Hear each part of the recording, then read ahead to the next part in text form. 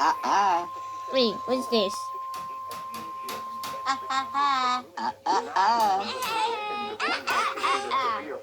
Severe thunderstorm warning.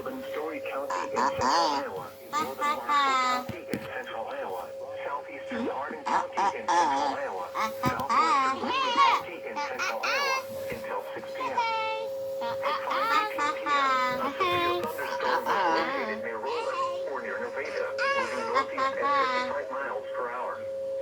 Expected hazards include 60 miles per hour and quarter-size hail. This is a radar-indicated threat. The storm impacts are expected.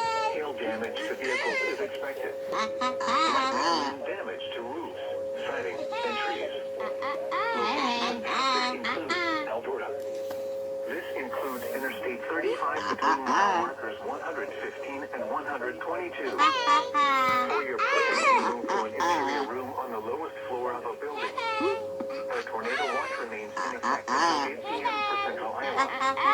Repeating, a severe thunderstorm warning has been issued for the following counties in Iowa: Grundy, Hardin, and Story.